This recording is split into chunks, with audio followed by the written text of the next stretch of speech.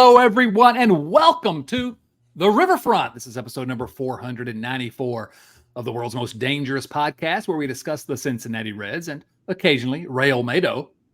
I'm your host, Chad Dotson. With me this week, you can see him here every week, your friend and mine, Nate Dotson. Nate, how are you, my friend?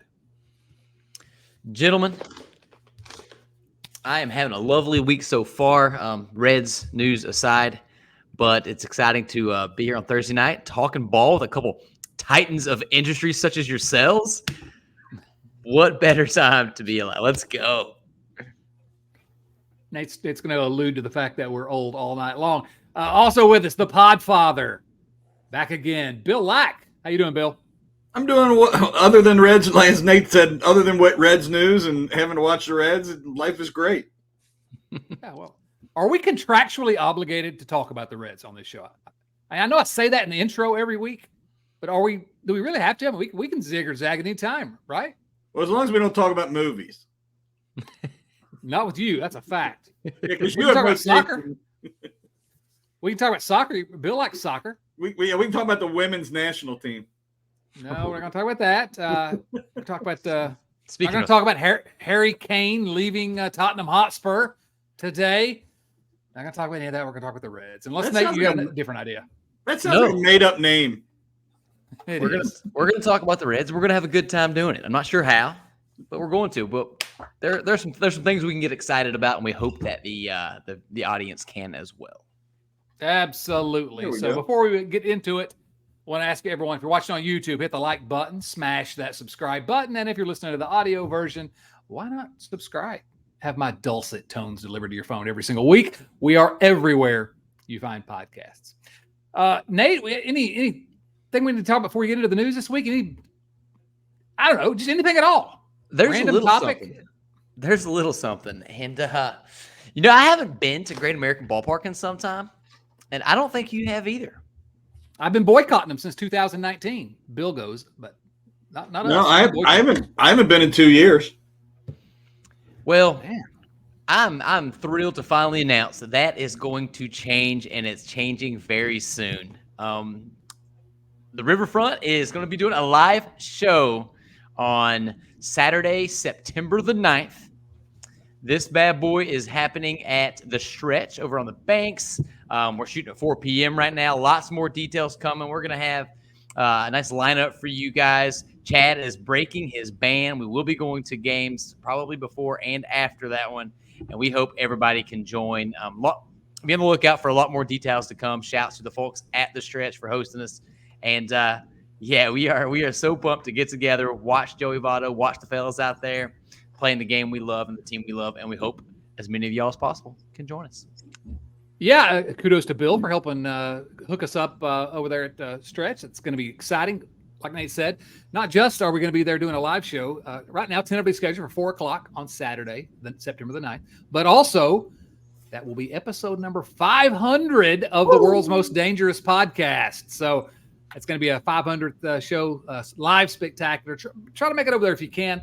If not, it'll be available in all the usual places. But as well, if you can get to game Friday night, definitely Saturday. We're definitely going to be at the game Saturday. We'd love for as many of you to join us as possible. I will be breaking my boycott, not because I haven't been boycotting the Reds. We've gone over this many times. I've been boycotting that dumb ownership group. So, and I'm gonna break it because I just have to see, and please let them both be in the lineup. I have to see Joey Votto and Ellie De La Cruz in the same lineup. So Joey Votto is what convinced me to break this. Plus, 500th episode, Cincinnati, the Banks, bring it on. It's gonna be a good time. Bill, are you gonna be there? Yep, I'll be there. And I want to.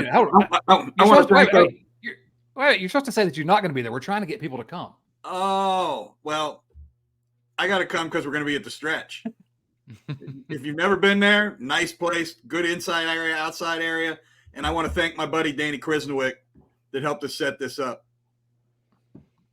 Yeah, no, outstanding. And it came together very nicely, and they've been so gracious. So looking forward to hammering out all the details.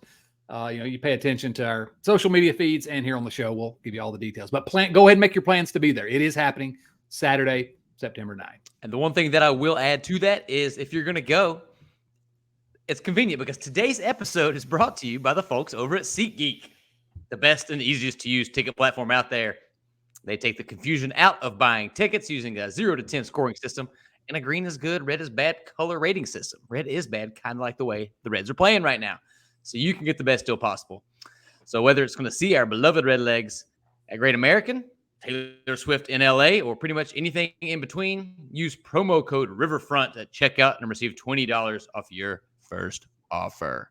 That is code word Riverfront, one word, for $20 off. I'm trying to get a new flair on and y'all need voice. you need to use that. I'm going to be using that. I'm going to be using that code myself. Is that self-dealing? Can I do that? I'm going to buy my tickets for the game, at least on Saturday. And if depending on what happens with Friday, hoping to be there on Friday as well. So no excuse not to get down to the ballpark. And we've heard from some of you that have been using that code. It's free money. You're going to a game anyway. It's free money. So anyway, Nate, looking forward to that. Shall we talk about the Cincinnati Reds? We've avoided it long enough, I think. I'm happy just to hop off right now and call it a day. And that's it for today, boys and girls. That's enough. Yeah, not a lot to talk about. The Reds are 60-57 as of today, so that's good. If you'd have told us before the season, and you can't really say that anymore, but if you'd have told us before the season the Reds are be 60-57, that would be a good thing. We'd have been excited. They are 2.5 games out of first. They are tied for second place still with the stupid Cubbies. And what we had this week was a 6-game losing streak since we came back. Swept by the Washington Nationals. That's just ugly. We'll dig into it just a tiny bit, but we don't want to talk about that much. And then they lost 2 of 3 to the Marlins. Did get one win there, and Brandon Williamson looked great. Graham Ashcraft looked great in his start as well. But it's been a rough stretch here. Are we over? Are we done? Are we panicking? Nate, I'll throw it to you first. Definitely not panicking, but I mean the worry's creeping in. I guess panic would come with loftier expectations. I guess you always sort of expect the worst with this team, but that national series was brutal. The team just looked lifeless. I don't ever ascribe too much to the notion that teams, that they didn't have it in them today. They weren't even trying out there. No, these guys are professionals. They're trying every single day, but the product on the field was not entertaining. It was a tough watch. But then they regrouped, come back against the Marlins, another team, very similar position, made a couple moves at the deadline, trying to latch onto one of those wild card spots. Take the first game against the Marlins' best pitcher. So I'm thinking, all right, that was just a little blip on the radar. We're looking good. Here we go. And then the bullpen proceeds to vomit all over itself a couple more times, lose the rest of the series, and here we are, a half game out of the final wild card spot. So I don't have too much to say other than June was really fun. Wasn't it though? I want to get back to that. Yeah. Again, just a half game out of a wild card spot though in mid-August. That's something to be said for that. But man, it's ugly right now. Bill, thoughts? Winning's more fun than losing. That's a good point. Bring hot take. What? I mean, the bullpen just looks like they've hit a wall. Maybe it's a valley and not a trench. The concern for me is on the offensive side is the strikeout rate is skyrocketed and the walk rate's dropped like crazy, and they're not going to beat a whole lot of people, without getting guys on base. Guys that some of the young guys seem like they're really struggling. Ellie's struggling. I don't know about you guys. I've had so many people that I've been known to talk baseball in a saloon once in a while. Sitting at a bar. I've had people tell me they need to send him back to Louisville. Get out of here. I said what do we say all the time? Young players struggle. It happens. And I say he's going to be fine. I had a guy yesterday telling me, actually my nephew, telling me he would rather have McLean than Ellie. And I said, I like McLean. I like McLean a lot, but their ceilings are not anywhere in the same stratosphere. Or their ages. Not even close. But Bill, you So definitely touched go on ahead, something, Chad, if you don't mind. It seems like an approach issue. Early in the season, they were taking a lot of pitches. Matt Wilkes, our guy Matt Wilkes over at Reds Content Plus, had a great stat. This was a couple days old, but still, I can't imagine it's gotten better since then. They in the first half, Reds hitters had a better than league average walk percentage, and it's now below league average. In the first half, they had a roughly league average strikeout percentage. In the second half, it's way worse than league average. In the first half, they had a better chase percentage. Now it's worse. They had a better whiff percentage in the first half. Now it's worse. And they had a better swing percentage, which, as you may have guessed, is now also worse than league average. So there's just no way around it, man. The boys are pressing. They're pressing hard. And they're just losing the adjustment battle right now, it seems like. And they've been doing it since just before the All-Star break. Yeah, it looks to me like they're just being overly aggressive at the plate. I mean, they're just so hyped up that they've lost their selectivity at the plate. They lost the eye. Well, a couple points here. I think you're both right. First of all, I say it all the time, but I have to say it again. A team is never as good as they look at their best. They're never as bad as they look at their worst. They're somewhere in between. And I like the way I think Nate put it there, the adjustment game. We talk about that with kids all the time. We had a bunch of kids come up and all perform well at once. And then the league has adjusted a little bit. So now they have to adjust back, and that's what the good players do. And I have no reason to believe any of these guys are not going to be able to adjust back. They are the team that they are. That's just it. And I don't want to get too deep into trade deadline talk here because that's done. Well, it's not going to change at this point. But it is fascinating that they just basically went off a cliff right at the same time that Nick Kroll, ownership management, refused to improve the team basically at the trade deadline. And are the two connected? Well, not necessarily, but in the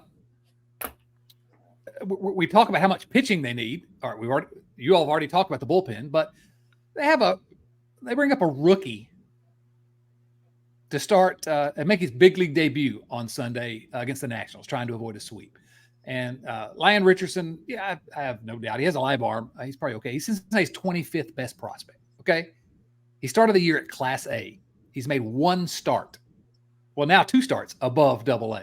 One in AAA, one in the majors. And so if that's not just more evidence of what we've been saying, and again, don't need to beat a dead horse here, but they needed pitching. They knew they needed pitching. And so sort of the way that I think what we have to deal with the rest of the way is just this team is what it is. And they're going to be frustrating sometimes. They are going to blow games they shouldn't blow. But, we got to hope that Hunter Green gets back and TJ Antone and Nick Lodolo and Ben Lively, right? We can have to hope they get back some of that offensive magic from before, quit chasing, things like that. And is it going to happen? I don't know, but it's going to probably be a long time before I get over. I keep saying I'm not going to talk about the trade deadline, but think about what this organization told us at the trade deadline. They told us, number one, we have no interest in trying to improve the team to win this year. Okay. I mean, that's clearly what they were telling fans. We're just not going to improve the team this year. We're going to roll with what we got. So we're not going to improve the team to try to win this year, but trust us. We promise next year or sometime in the future, we're gonna try. We promise. And so we have no idea if the Reds will ever be back in this position again. So it's sort of what we always say with this management group. You're going to show us. You're going to have to prove it to us because I don't trust them. And so, but all that said, that's my little sort of semi rant, and then I'm going to leave here and let you all finish the show because I've already exhausted my supply of words. The Reds are still in. It's August 10th. It'll be the 11th when this comes out. They're still in the thick of a playoff race. They're still within striking distance. Not even just striking distance. They're close. 2.5 games. You can't get that in one night, but they're in the midst of an actual race. It's been so rare that I just want to sort of focus on that the rest of the way. But I still have this bad taste in my mouth that they're so close and they did not even try. So anyway, that's my single tear going down my cheek. Anybody have anything else there, or can we move on? The only thing I'm going to add to that is, I've listened to too many interviews and podcasts and talks with former and current players over the years, and they all say the same thing. It sends a jolt of energy through the clubhouse when your front office is making moves at the deadline, and it has the opposite effect when they don't. Now, whether or not sitting out this deadline is going to end up being the long-term correct strategy, could be. I'm open to it, and we'll know in a few years. But at least as far as the 2023 Cincinnati Reds are concerned, the energy that went through that clubhouse was not a positive one. And I think, at least on some level, we're seeing that play out right now. The good thing is those kind of things go away, and they'll get back to playing baseball the way the way we fell in love with the first couple months of the season, I hope. Yeah, I don't know what to say about that because it can't be measured, and so I'm hesitant to say they were sapped of energy because the front office didn't do anything. But I tell you, there was a pretty stark difference between the way they looked in the week after the trade deadline and the way they looked before. It was whether it was the morale dropping because of no activity. Maybe if that's what it is, maybe I don't know, but it certainly looked that way on the surface, right? Look, the only thing I could say to that though is they went into the trade deadline, and almost to a man when they were asked about it, they didn't want to make any moves, at least off the big club. We like our team. We don't want to, blah blah blah. So I don't know whether that would have affected the morale at that point or not. But the other thing I've thought about too is Krall got so much credit for the deals he made last year and the prospects he brought into the system. I wonder if he's also overvaluing his prospects now and doesn't want to trade any of them because he's afraid they'll go somewhere else and look good. And if he brings somebody in here and they don't pitch well, then he's going to get blasted for that. I don't, and we don't know what deals were offered, so we're kind of operating in the dark. Sure. Definitely. Before we put a pin in this week's activity, I do want to talk about a couple of pitchers. I briefly mentioned them a moment ago, but I think we should talk about what we saw. Brandon Williamson in the only win of the week when they beat the Marlins 5-2, breaking that 6-game losing streak. Brandon Williamson was spectacular. Was absolutely spectacular that day, and striking people out. And I just, what do you have? I think it was 6 2/3 inning, allowed 4 base runners is all. 2 of those were in the 7th inning before he was replaced, but career high 9 strikeouts. And to me, the big thing, no walks, 0 walks. And so, I think he had a game score like 73 that night or something crazy. So, and you know what? He's pitched well more often than not in the last 6 weeks. Mm-hmm. That's actually where I was going with that. Since July 1, Doug Gray has this over at Red Leg Nation. Williamson's pitched 36 2/3 innings, allowed 26 hits, 13 runs, all of them earned, 5 homers, 35 strikeouts versus 12 walks. I mean, that's for a 5th starter, that's more in line with what we were hoping out of him. Yeah. When he came to Cincinnati in that trade, and that he had some prospect hype, not like real prospect hype, but 5th starter potentially. And so I was excited to see that. Mm-hmm. Nate, you want to wax poetic about the other pitcher here for a moment? Depends on which one we're going to talk about, but the answer is definitely yes. Graham Ashcraft. Man, oh man, we got to talk about my boy Graham. Is he the greatest pitcher in the history of baseball or what? Oh, I mean, obviously, I think that's a given. Him or Koufax, interesting stat on both those guys. Since the Brewers series right before the All-Star break, I was looking up some stats there. Since then, only Graham Ashcraft and Brandon Williamson have been better than league average as far as starting pitchers go. So we've loved Andrew Abbott. He's doing amazing things, but he's in a bit of a funk right now too. Graham has been way better than league average. Just absolute legend, this guy. Has 1.94. Let me say that again. 1.94 ERA is the 3rd best in the league since June 30th. He is telling Jazz Chisholm where he can go, calling him words that his mother would not be proud of on the mound. Unless the people don't like that, I don't care. You mess with the boy, you get the horns, buddy. Graham Ashcraft, he's back. I think it's officially, we can say he's back. ERA is overall under 5 again, which doesn't sound like much, but considering the disaster that was that little 6 or 8 stretch he had for a while there, man, So good to see him back and shoving and getting some strikeouts now. The strikeout numbers are up too. So super encouraging stuff out of Graham. Well, and Bill, if there's something you want to say, I'll let you. But first, let me just say this is sort of a corollary to what we were talking about earlier. He's still a kid. He struggled. Some of that was injury struggle, but even after he was healthy, he was struggling, and then had the league adjusted to him some, maybe so. And now he's adjusting back. And that's the game with these kids, that push and pull. So we'll see. I'm excited to have him look, because can you imagine what this team looks like if Williams and Ashcraft had not improved their performances in the last 6 weeks? I mean, it could be way worse. So one last question. The only thing I got on Ashcraft is listening to Brantley talk about him. And I like listening to Brantley about when he's talking about pitching. Absolutely. It sounded like a lot of Ashcraft's problems were mental. And that was something he had to get over. And it seems like he has. He was struggling a little bit with when things went wrong. They snowballed on him. They dominoed on him. And it seems like he's gotten past that. Mm-hmm. He does have mental problems. I think that's what we're hearing Bill say, that Graham Ashcraft has mental problems. He's crazy. I'm a unitard. I don't know what we're doing here. What are we even doing here? I don't know. One last question here before we get it. We have a really good group of viewer mail questions that I want to get into, and a couple of pieces of news as well that we won't spend too much time on.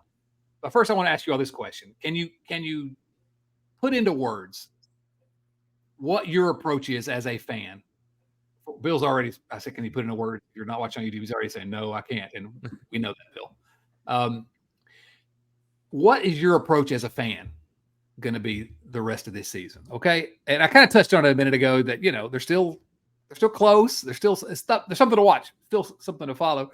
And the way I put it this week in print was, I'm going to treat this team exactly like Nick Krall has. Okay, I'm going to try as hard as I can to just completely ignore the flaws on this team and hope for the best. Try to enjoy the fun stuff. And if they don't get across the finish line in the playoffs, well, okay, we know why. But I do want to enjoy these kids, and I'm genuinely excited to watch the rest of the season. And how many Augusts since we've been doing this show could we say that? I'll let either of you say what's your approach going to be. Bill, actually, I'll go to you first, Bill. I have been really good this year about not losing my temper while watching the ball club. It's no fun for anybody. We want angry Bill back. Other than when Newman hits against right-handed pitching, then I lose my shit. I get way fewer annoyed texts from Bill these days. It's crazy. Right now I'm struggling when I watch him because I'm seeing way too much Newman, way too much Fairchild. I firmly believe that Newman has a picture of David Bell with a Shetland pony. But like you said, all you can do is enjoy what there is. I watched some of this team last year when they lost 100 games. We got a chance to at least break be 500 this year. You got to enjoy that. It's moving in the right direction and in a big leap. So I just hope it's sustainable, to use Nick Krall's terms. Nate, any thoughts about that? I've had an absolute blast watching this team almost every day this season. That's not going to stop if they fade away down the stretch. Still a lovable bunch of guys. I'm going to tune in for Joey, even if they fall out of contention. But I fully expect this team that has at least one more nice little run in them to stay right in the thick of things to the end. And like you said, we are a half game out of the freaking playoffs, and it's almost the middle of August. Like, we're third of the way through August, man. Like, this team can just finish 500 the rest of the month and still be right in the thick of things. So I'm tuning in every night. I am as pumped as I've been just about any other period in the season except for the winning streak, and I love these guys. Well, and September's supposed to is easier, supposedly. I heard that. So if they can be close beginning of September, who knows? That's what I heard in 2001 too. I want to ask you guys a question. What are your feelings for the future on Tyler Stevenson? My feelings. You didn't tell Bill that we don't talk about this on the Riverfront? We're not ready yet. We haven't come to terms. My feelings are that, Bill, you don't ask the questions here. Oh. You answer the questions. Oh, you can't handle the questions. I can't handle that question. I think there is a conversation to be had about Tyler Stevenson, and I'm not sure, like Nate said, I'm ready to necessarily have it right now, but I will note this. He's 26 years old. Okay. He's 26 years old. And yes, it's been not good this year. It's been a step back in just about every way, but in no way am I ready to cut bait or to. Now, I wouldn't hesitate to trade him in the right trade because no one's except for Ellie is untouchable. But that's all I'll say is that very disappointing year so far. But he's 26, so Nate, you have any? His defense is just horrendous. It is. It's got to get better. That's why automatic balls and strikes are going to help him out. Yeah, when he doesn't have to frame. It's something that Bill and I used to talk about. It's why they should have kept Tucker Barnhart around to teach the kid how to do that, because Tucker Barnhart was so good. So also, pitch framing is stupid. I hate pitch framing. It really is stupid. Let's just trick the old guy behind us. Trying to fool the old guy. It's national pastime. Are you talking about me again? Are you an umpire? Got better eyes than some of these I'm an old guy out there every day. So, just briefly, news from the week. One piece of news for a guy that some of us were hoping the Reds would acquire, or should I say reacquire, at the trade deadline. There I go again. Our old friend Mikey Bicep. Michael Lorenzen, his first home start for the Philadelphia Phillies. Could not be happier for that guy. Throws a no-hitter. Just, the video of his mom just crying and, and then Nick Castellanos coming and celebrating with him. I'm telling you, I got some of the feels from our old friends, but really happy for Michael Lorenzen. Not sure we need to dive into that too deeply, but if either of you have anything quick to say about it. I'll only say that the prospect the Phillies gave up to get him would probably be about the 12th or 15th best prospect in the Red system. So shame we didn't make that deal.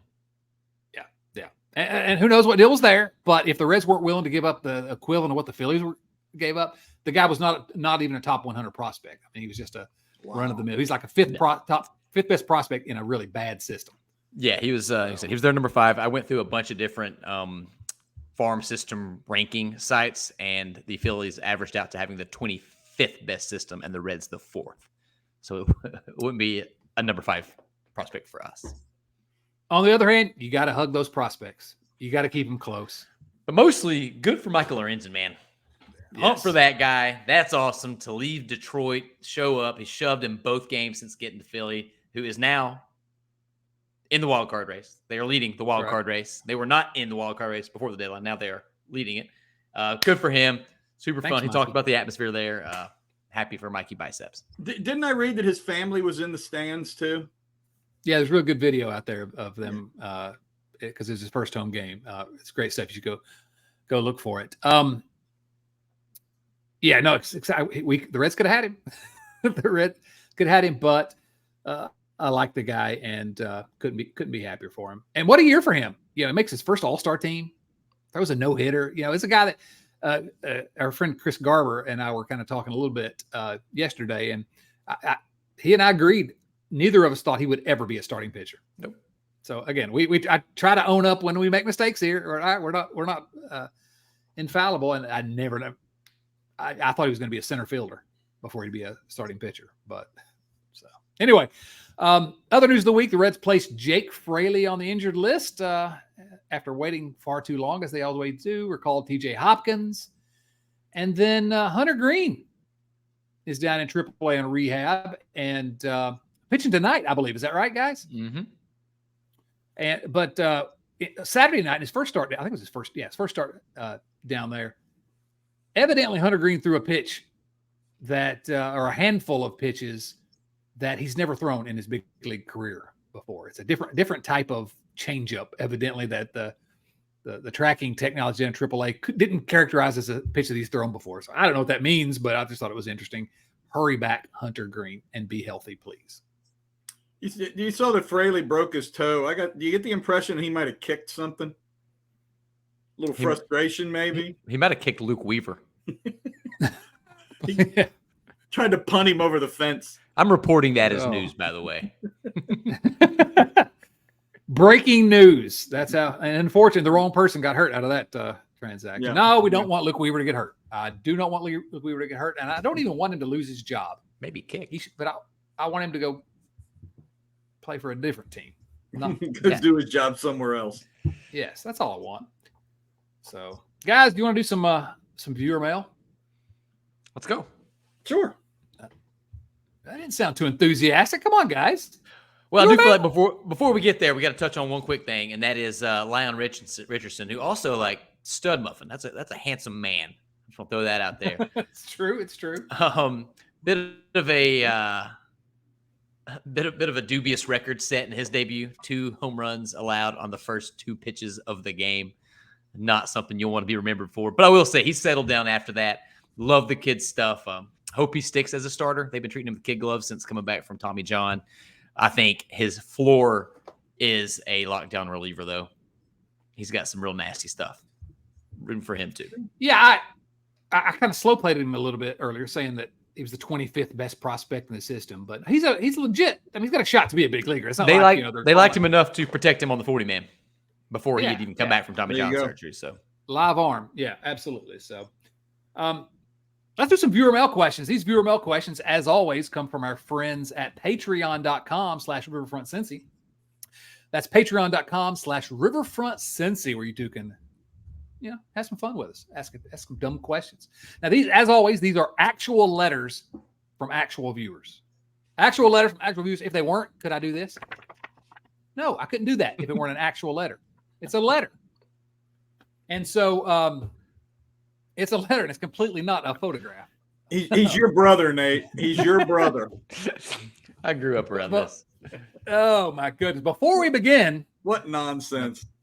have another member of the family. Sort of. He's returning to the family. He's been with us for a long time, and we just come back now at a different level, I guess. And we're so happy to have Hunter Martin.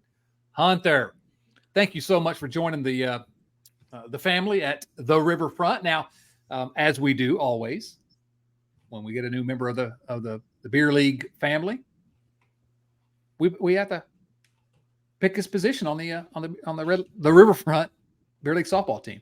So Hunter Martin, Bill, I'm gonna let you make the call on this one. Well, then since I'm you gonna said tell he you changed wrong. levels, has he already got a position? Are we repositioning him, or This is is his first, as far as I know, this is his first okay. time qualifying for a position on the team. I think he's a swing guy to play some left field and play some first base. Power hitter, Okay. probably a lefty. Mm-hmm. I can see that. Nate, what do you think? Is that are we going with that, or That is really close to where I was going. Kind of a Hunter Renfroe type. We're gonna stick with the first name. Also, Hunter Renfroe, the football player, he can double as a receiver on our beer league football team. ooh? And I gotta So- say, Useful. beer league softball is one thing. Beer league football can get a little dangerous, so we have to be careful there. So, all right, that's what we're gonna do. He's double duty. Hunter double duty Renfroe on both the beer league softball and football team. So thanks for joining us, double duty. Hunter Martin, not Hunter Renfroe. First question comes from Corey Ryan. Let me tell you what I like about Corey Ryan. Can I tell you, hey guys? Can I tell you what I like about Corey Ryan? If there's something to like, tell us. I know there's not much to like about. No, that's not true. He has 2 first names. Well, he spells his first name wrong. Both short. My son would No. say. My son would say he spells his first name wrong. And our brother would say he spells his first name correctly. Well, then we your brother doesn't know how to spell gotta his name speak. either. I know a lady named Corey that spells it with a K, so she can tell you all to kick rocks. exactly. Here we Corey go. Ryan asks this. Got a curveball question for you. Would you rather, 1, It's a baseball watch term. Luke Weaver pitch every 5 starts the rest of the Red season, or 2, watch Moonraker every 10 days the rest of the Red season? Watch Luke Weaver pitch, or I'm sorry, Bill, we're getting into movie territory. Moonraker, James Bond movie. The worst James Bond movie. Yes. A View to a Kill is the worst James Bond movie. All right. He's out of here. I'm sorry. I'm kicking Bill out of this podcast. Bill's gone. All right, we'll let him come back. But Moonraker is pretty awful. I do agree with you. I think I'd rather watch Luke Weaver pitch. As hard as it is to say that, if you haven't watched Moonraker, go to YouTube or somewhere. Don't leave. You're on YouTube right now watching us, so don't leave until we're done. But go watch. There's a clip on there from Moonraker where something happens and a pigeon does a double take. A pigeon does it. It's the dumbest thing I've ever seen in any movie ever. So I'm going with Luke Weaver. I'll go with Luke Weaver too, because at least you got a chance of it being good.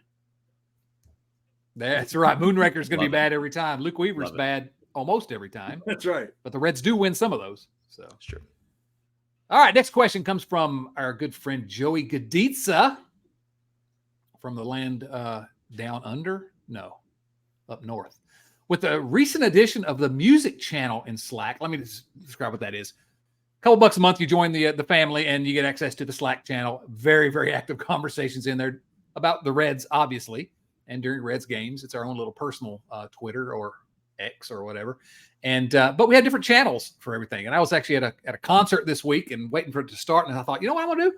We don't have a music channel. We have one for movies. We have one for TV. We have one for football and hoops and fantasy football and just all kinds of things.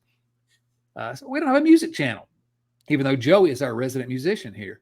So we started a music channel. And Joey says, with the recent addition of that music channel, what current Red would most likely pop onto it and share their musical interests? P.S. This has been most nerve-wracking lately as a Reds fan. What current Red would most likely pop onto that channel? And when we say channel, it's a place where we discuss music. That's the topic. Which I want to say Jonathan India. That's exactly what I was going to say. He looks like, a rocker. Yeah, it's the hair. It's the hair. So we're going to go Jonathan India, unless you got a different call, Nate. Yeah, I thought too hard about this. I feel like Joey would have quite the eclectic taste in music that he would love to tell us about. He'd have some opinions. He'd be active in the chat. I can see our boy Graham letting us know what all the latest country hits are with a big dip of skull as he types away. But I'm here to really talk about my guy, Fernando Cruz. I want to see what he has to say.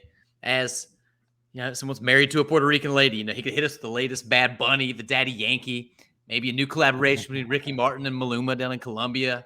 Give us that Latin groove that we all need a little more of in our lives. So Fernando Cruz is my answer. We do need a little bit more of that in my lives. Yeah, I like that. Graham Ashcraft talk about Tyler Childers or Luke Bryan. These are names that I know. What about Tyler Stevenson? Come in talking about some Chopin or something. I bet he listens to yacht rock only. I bet. That's right. It's all yacht rock all the time. So anyway, that's Joey. Thank you for that question, I guess. All right. So we got a couple of questions here that we're going to take together. And it's sort of a building on something Bill started to talk about a little while ago. But I think it's a good time to address this. It's a good topic. Kyle Kapler asks, not sure if you've noticed, but there is a weird love for Nick Krall.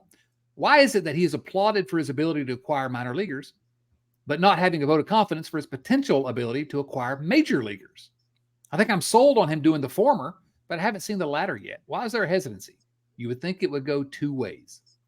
And Mike Perry asks, given Krall's mostly inactive trade deadline, what is your level of confidence in his ability to build a contending team for 2024? I can't remember who I saw say this, but I thought a really interesting way to look at that trade deadline is Nick Krall demonstrated a skill to us that he was able to sell off good assets and get good return. Okay. He did a really good job on that. And we've said that over and over. We're not all criticism of Nick Krall all the time, but he told us he had flexibility, that he was going to try to improve the team. Now, maybe he was just lying, and it wasn't really the case. We don't know what was out there. But isn't part of a GM's job to make the deal? These other GMs got it across the finish line. And so I don't know if it's because of what Bill was saying earlier, that he overvalues. These are his shiny baubles that he acquired, and that's his legacy. These kids, maybe he's afraid to. I don't know, but I think, yes, it's very fair, Kyle, to not be sold on him being able to, the way I put it is always fill in the holes around the kids that you've acquired, because that's always going to have to happen. So my level of confidence in his ability to build a contending team, Mike, I think it's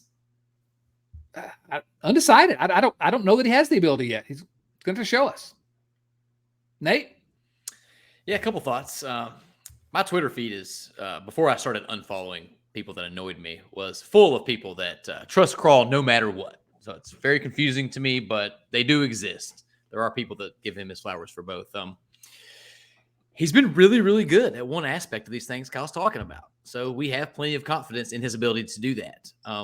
The other one we just have essentially zero evidence of. So as for Mike's question, my level of confidence, after this deadline, it's running pretty low. There wasn't a single deal that was made that I personally thought included too much prospect capital.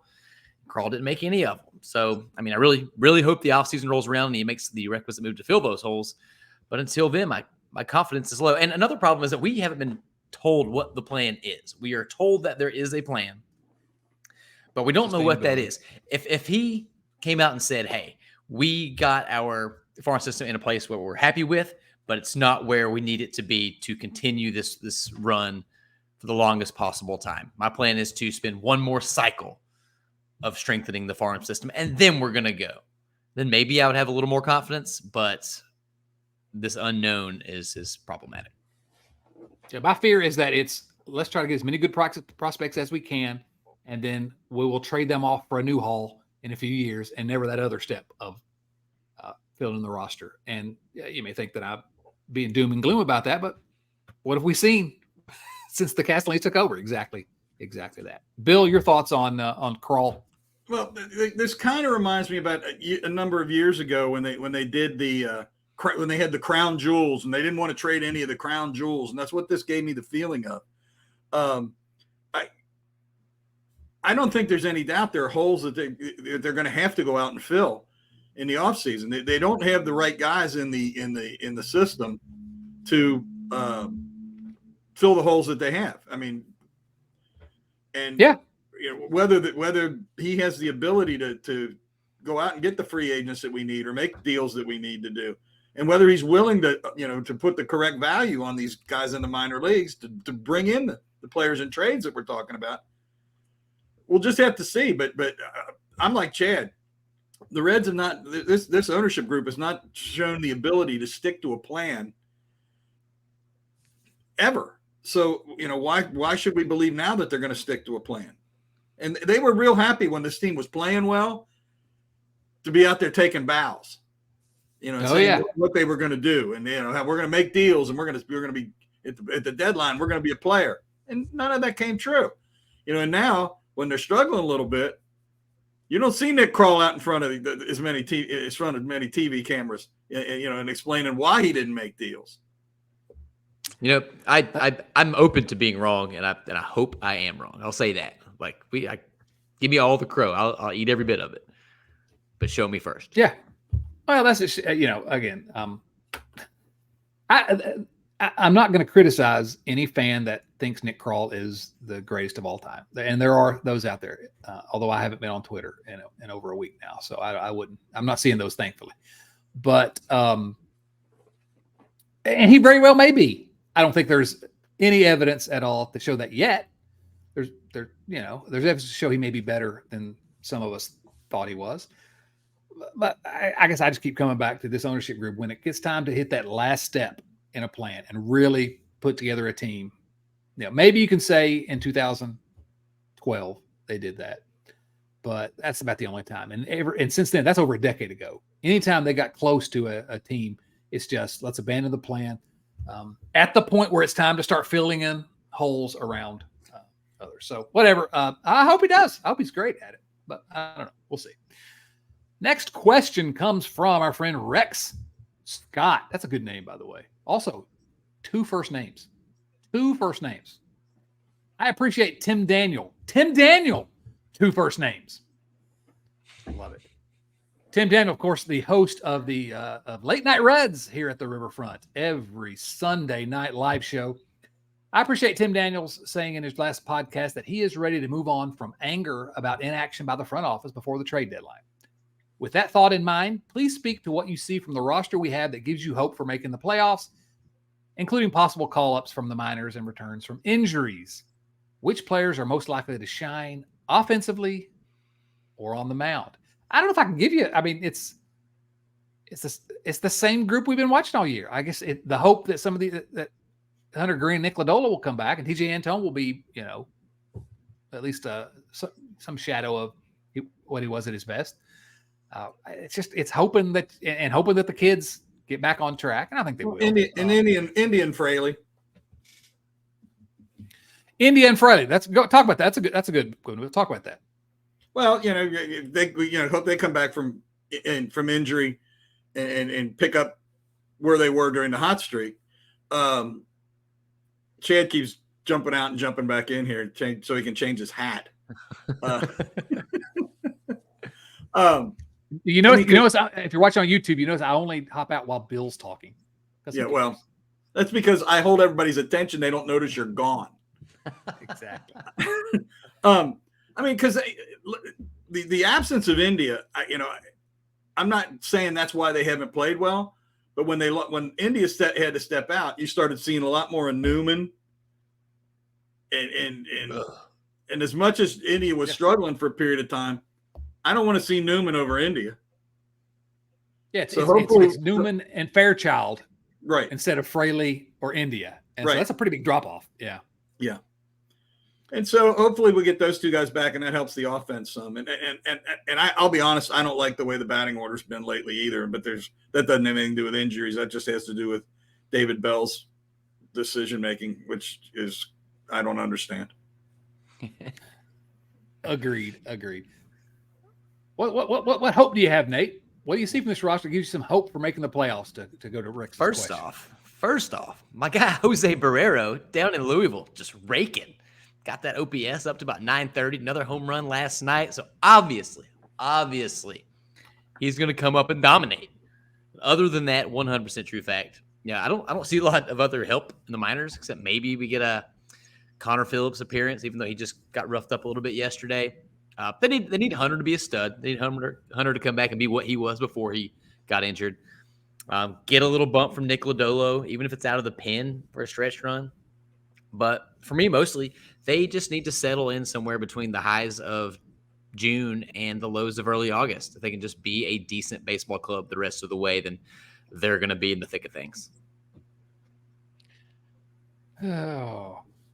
Seth Shaner. Jose Barrero, come on. That was a painful sigh there. I mean, are you okay, Chad? Get him back on Twitter. Jose Barrero. I love the guy. I wish he were better. He is playing better at AAA, but if they bring him up, where would he play? Well, obviously he played Ellie De La Cruz's position because Ellie needs to be sent back down. I've heard that on the live. That's the word on the street. I was thinking about this the other day. We keep getting heavy doses of Stuart Fairchild, and no shade going Stu's way. He's perfectly serviceable as the last man on your roster, but excuse me, we get all this heavy doses of Kevin Newman, especially now that Jonathan India is out. We have the best prospect in the system in AAA hitting well, and Noel V. Marte. I understand that he needs some more seasoning down there, or if that's true, but why can't you bring him up for a couple weeks while dudes are injured? The Braves did it last year with Vaughn Grissom.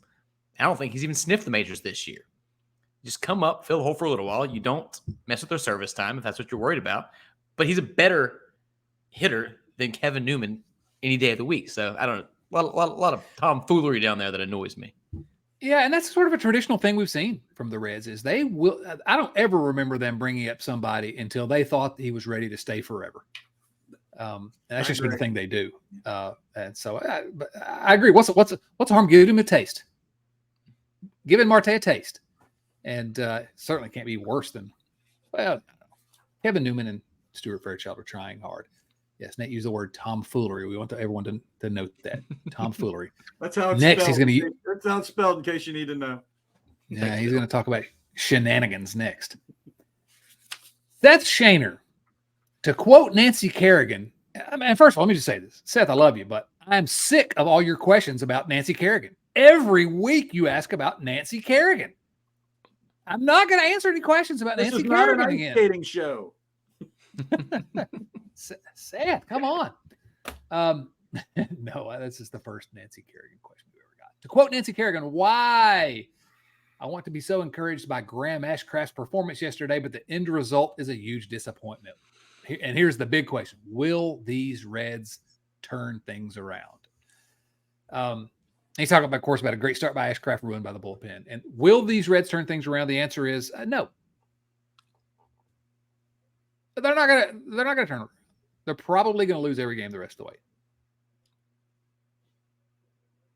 Fired. That's it. No, will they turn things around to be the team that won 12 straight games? Let's not count on that. Team's never as good as they are at their best, never as bad as they are at their worst. Are they going to play better than they're playing right now? Yes, absolutely. So it depends on what you mean by turn things around, but they are not going to lose 7 out of every 8 games the rest of the way like they have here recently. Nate? First off, is that the first Nancy Kerrigan reference on this podcast? Almost 500 episodes in? Not the last. So if it was, then what are we doing wrong around here? I used to have the biggest crush on Nancy Kerrigan. She's a pretty lady. I love Why? Champions. But it's not the first Tanya Harding reference, though. I believe that. True. Every other week. Seth, I'm saying that they will turn it around. They're nursing some hangovers today. Went out, did a little team building last night. Hit the sauce. This is my theory. There's no evidence. Nobody's reporting this. But they're going to be bringing the juice to Pittsburgh tomorrow. And I'm thinking, like my guy John Shaughnessy said, maybe they could just sign Amir Garrett real quick, bring him in for the series, get a little brawl to light a fire in these guys. That's what I'm ready. There's gonna be a fight this weekend. It's gonna turn the whole season around. Big win streak. There's gonna be a montage with Runaround Sue playing in the background. It's gonna be amazing. I can't wait. You get Brandon Phillips back to instigate something like in 2010. Today is the anniversary of the brawl with the Cardinals. There you go. Bill Lack bringing the facts. First time he's ever actually used actual facts on It was the like show. 2020. I think it was today's date in 2010. 2010, yeah. I remember where I was. I was at at Hilton that Head. time. I was in Virginia Beach at a conference. I was at the game. Really? Yep. When How did I forget that? Me and shout out to Clay Christian, our TikTok guy. We saw the whole thing. the bat tap and the Riverfront Cincy is on TikTok, by the way. At Riverfront Cincy. We're on TikTok, I'm told. Allegedly. Clay could just be Yeah. telling us that he's doing it. And we have no idea. Clay tells us that, but I can't say that I've ever actually Gonna seen it. be- Go to Going to come to the game, go to the Riverfront hang at the live show. So is it in Chinese? Our TikTok, is it in Chinese? who knows? Probably. translates automatically. Just wonder. The Riverfront Bengals show is also on TikTok. Getting some good traction there, evidently. I don't know. The kids like I had a great time the night I was invited and that I spent on the Bengals show. That was a great evening. That was a lot of fun. It was a good episode. Yeah, well, we've initiated proceedings to fire whoever invited you on that show, but I'm glad you had a good time, Bill. Joe, run, Joe, run. Michael Petrie, to quote Nancy no, wait a minute, that's not right. Michael Petrie, is this the best overall rookie class in Reds history? That's on y'all. I don't. How can it even be close? Is my question. Yeah, it's the best I can think of. I mean, I can't think of one that's even close. I mean, 1970, they had Al McRae and Bernie Carbo and Wayne Simpson. Yeah. In like what, 64, 66, 68, they had rookies of the year, so they were coming steadily. Yeah. And then 70. So yeah, it was more spaced out. I don't know. I guess there have to have been other teams that have had a similar, experience like this, but I don't know of any Reds team. How many true rookies are on this team? Well, there's really 7 that are contributing. Right. I Right. mean, Let's Ellie De La Cruz, Matt McClain, Andrew Abbott, Will Benson. Will Benson. No, I thought Benson. Will- I thought Benson wasn't classified as a rookie. Yeah, Benson he is a rookie. No, I thought he was not. He is. Well, Chad's the host, 100%. So we're gonna go with him. All right. Spencer Steer. No, he is. Spencer Steer. Steer. How many is that? CES. Yeah. Yes. Encarnacion yeah. Strand. Brandon Williamson. Kevin Newman. No, Brandon Williamson. Williamson. So, no, Benson just got a cup of coffee last year late in the season with the Indians, but didn't get enough at bats to I qualify. thought I heard Sadak say one night on the broadcast that All he right. wasn't. So Bill, I blame- know you're just trying to argue with me. blame it on Sadak. We'll blame it on Sadak. Go to Baseball Reference and then go to Twitter because I'm not on Twitter anymore. So you can say whatever you want and tell us who is wrong. You can direct those to at William E. Lack. I am not He was saying wrong. I'm correct. I'm just saying what I He's heard. wrong. You know me, Chad. I'm not always right, but I'm always sure. No, you're always confident in your answers. Absolutely. Jordan Biddle. Jordan Biddle asks this question: what is the amount of games the Reds have to be back of a playoff spot to call this year a rebuilding season? Let me read that again so that I can understand the question. I'm not sure I understand it. What is the amount of games the Reds have to be back of a playoff spot to call this year a rebuilding season? Personally, I think if the Reds can stay within 5 games by the time Green and Lodolo come back, we will make the playoffs. Oh, interesting. So what does that mean to call it a rebuilding season? I think that's what the management wants to call it. That's what management wants us to buy so that they can be excused from not going for it at the trade deadline.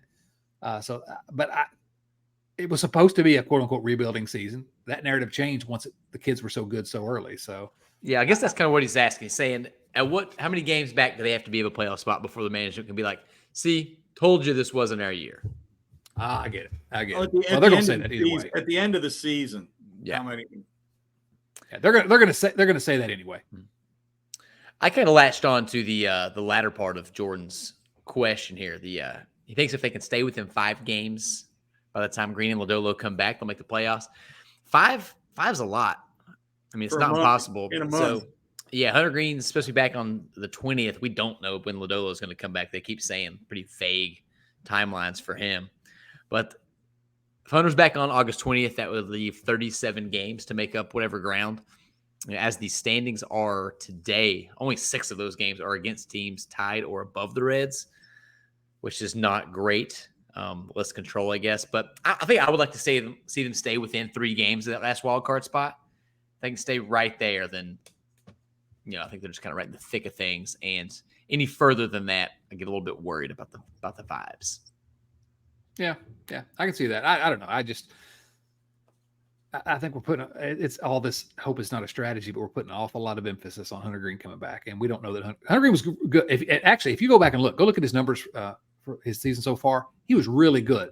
Everyone thought he was struggling, but his numbers were really good. So he comes back pitching like that, wonderful. But he's a kid again, can't be guaranteed. What do you think, Bill?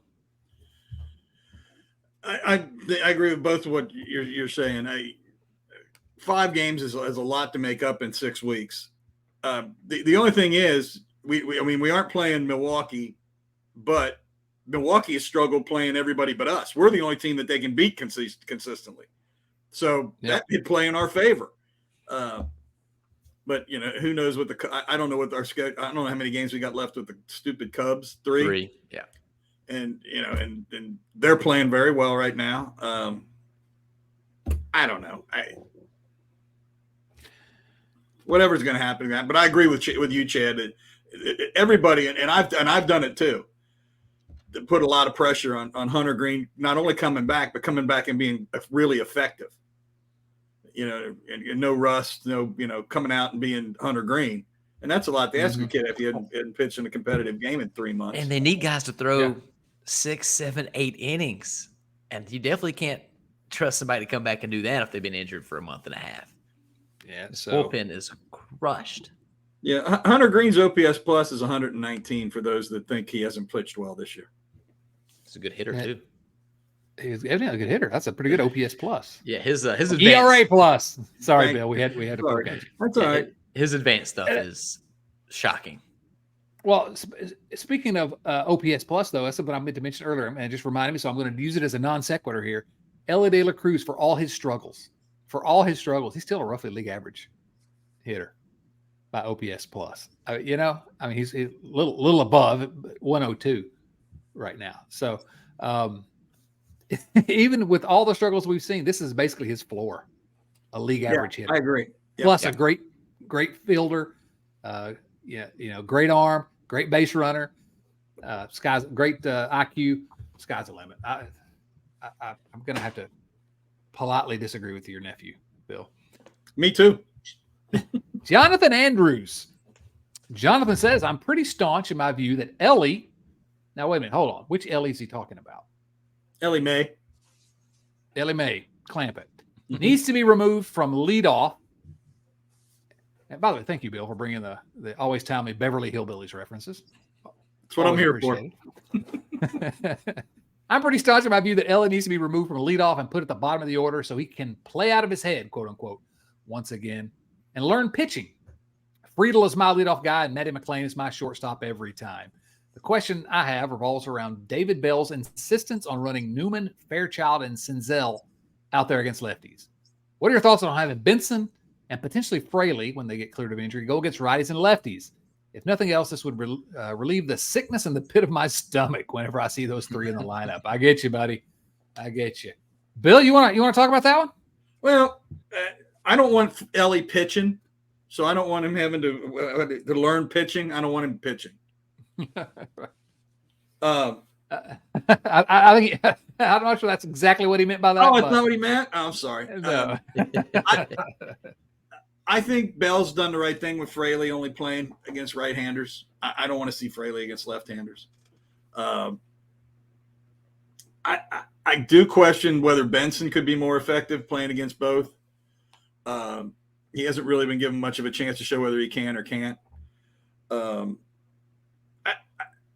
As much as I badmouth Newman and to a lesser extent Senzel, they've hit left-handed pitching pretty well. But the problem is Bell tends to leave them in there and lets them face right, especially Newman facing right-handers, and he's just overmatched. And if you're gonna platoon, and if you're gonna, and you've heard me say this a million times with his little league mentality that everybody's got to play, you got to get him out of there when you get a right-hander in there. So that's my I guess I would say with Fraley specifically, I don't have any interest in seeing him against lefties because at this point we sort of know who Fraley is, and the reason his numbers look so good is because David Bell's kind of protected him and just pitched him against the pitchers that he can hit. Yep. Now Will Benson's younger. I would like to see Will Benson get more opportunities, just to see what he can do. To see why not now. But as for Ellie's spot in the order, I don't know. Moving him to leadoff. First of all, he was struggling a little bit before he got moved to leadoff. It was sort of discussed that might have been David Bell trying to switch things up for him. I have no problem with him at leadoff in general. I don't have any problem with TJ Friedel at leadoff. I mean, TJ Friedel, 347 on base percentage. But I'd like to see him every day in center field. I think he should be the Red center fielder every day. I don't know. I think he's starting to get exposed a little bit. I fear, but I wouldn't have a problem with it. I don't think they've got a better option. No, he's hit both sides of the lefts and righties well. Mm-hmm. He's been heating up a lot lately too. So he did have a cold spell for a bit. I looked up a few stats here. Kevin Newman's numbers against lefties are super front loaded. He's been a below average hitter against lefties since June 1st. So over 2 months now. So let's go ahead and just bury that because that's nonsense. If he's can't do it against lefties, why is he in there against righties at the end of the game? Doesn't make any sense. Nick Senzel has still been hammering lefties, so keep that going.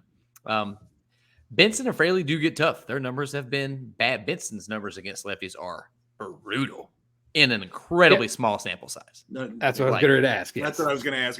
How many plate appearances are we talking about? I think you have to give Benson a look because if he can be a league average or better hitter against lefties, then he's a dude.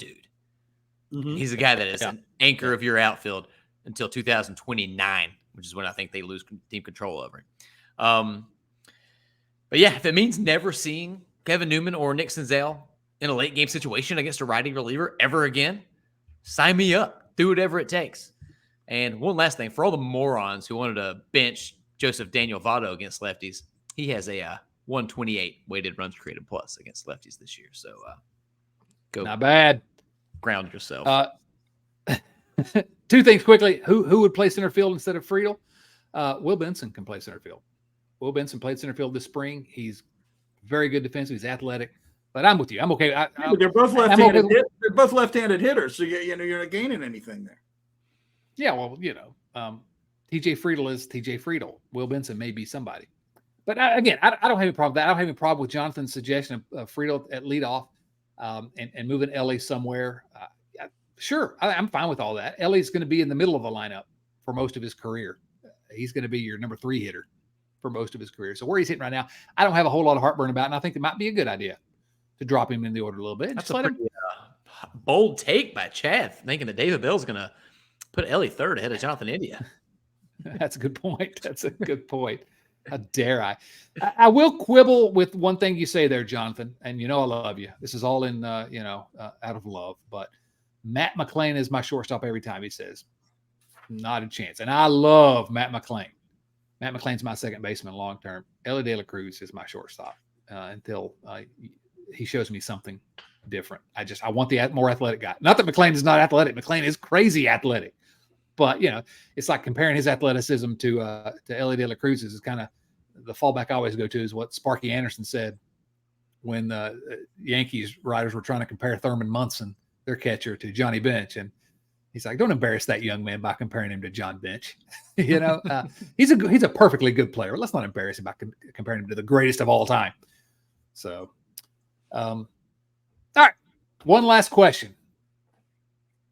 And it comes from Rich Thompson. As always, Rich puts a lot of thought into these. And it's usually with Rich, as if you've been a longtime viewer, a multiple choice question. Okay, gentlemen, which of the following scenarios would make you more nervous? A, being called into your boss's office without a reason given. B, getting a letter from the IRS. C, going to court for a traffic violation where the presiding judge is a descendant of either the legendary judges Bean or Parker. Or D, learning that Luke Weaver will be starting for the Reds in a future key series where playoff implications are on the line. Second multiple choice question involving watching Luke Weaver pitch. I'll just note that. Which it would make you more nervous?